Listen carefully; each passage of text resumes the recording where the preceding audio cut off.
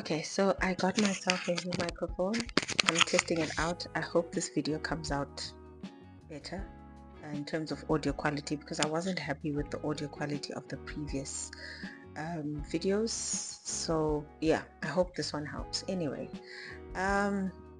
today I would like to talk about employment options in the sense that when you started out your journey in tech, what is the best sort of organization to work for, or which type of organization is it best to work for, especially when you're starting out? So it depends on quite a few things, but I'm just going to mention the ones that come to the top of my mind. It depends on your age. Why I'm saying the age, it's because if you are still young and you've just graduated and you still aren't sure where you'd like to see yourself in the tech space, if you haven't studied tech and you're not sure which route you'd want to take, it is a bit easier because you can join a grad program. Most organizations or most companies do scout for prospective employees, for students who are in their final year. So if you can get yourself into a grad program, that would be great. It will give you exposure to the different roles.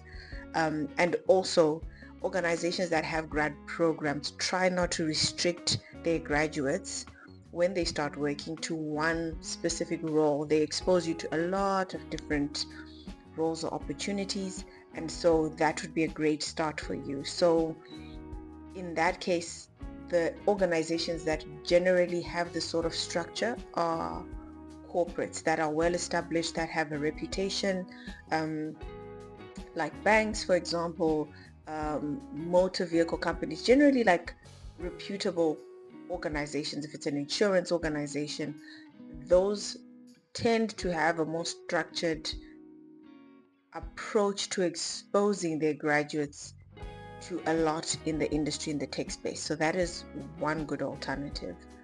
Now, if you have somewhat worked in other fields and you're trying to transition to testing, I think any organization would work. However, I recommend that starting at a startup organization is great.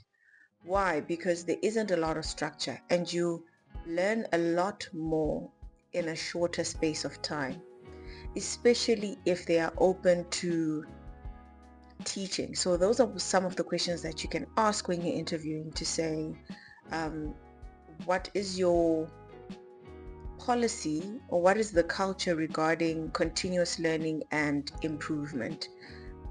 They need to have something that encourages continuous learning. So for example, they could say, oh, we encourage people to take courses, we pay for some courses, we afford people study leave, etc., etc.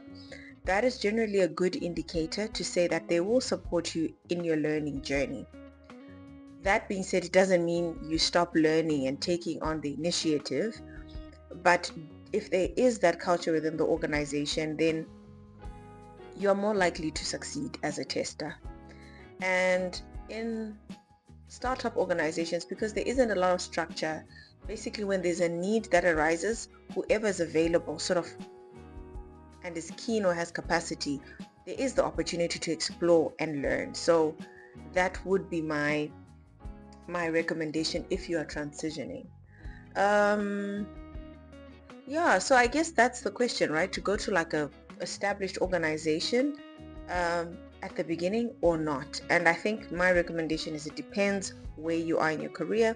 If you're starting out a grad, go to a corporation, a big one, and then you'll be exposed to a lot of things. If you're not exposed to a lot of things, do not hesitate to explore other avenues, regardless of the reputation that the organization may have. At the end of the day, it would be best to invest and focus on yourself and your growth, because while these programs might be available to support and groom you, at the end of the day, your learning and your career growth is your responsibility. It's no one else's responsibility. You can't delegate that work to anyone else.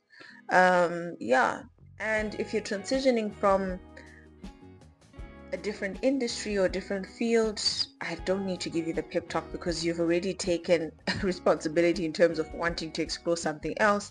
So the same still applies. The only disadvantage with bigger corporations is that there isn't a lot of room to explore if you get if you're not in a graduate program or if you're not interning, because when you get hired for a specific role, there is a need for that role, and it's generally advisable to sort of stay in your lane because you end up stepping on toes, because big corporations, there's a lot going on, lots of people are there, and yeah, you might end up stepping on toes. So that's easier. I would recommend that maybe later on in your career, when you've gained some experience, maybe after a year or two, depending on how much confidence you have and how much you've learned, then you can move on to a bigger corporation. Oh, and there is the alternative that I forgot to mention, which is freelancing. Freelancing is great. However, at the beginning, you might need some guidance. So if you are going to freelance, then try and get smaller tasks or shadow someone who's already doing the work. Take the time to get feedback from someone who's already experienced, and then you know you can then go ahead and freelance, because you don't want to also damage your reputation before you understand what you're doing. I know I focused on testing in this video, but this applies to any particular